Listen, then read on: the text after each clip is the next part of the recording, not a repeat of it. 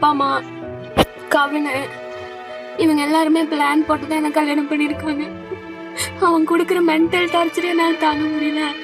உடல் ரீதியாகவும் என்னால் அவங்கள உண்மையாவே இருக்க முடியல.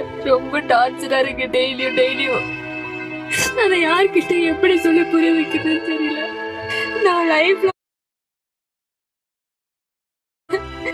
என் மேல எந்த தப்பும் இல்லப்போ.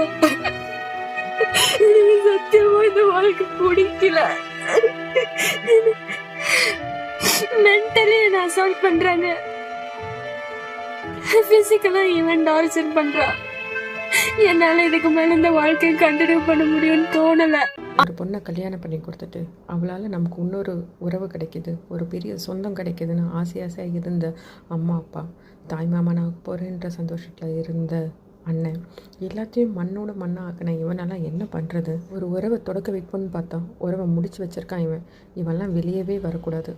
நன்றி, வணக்கம்.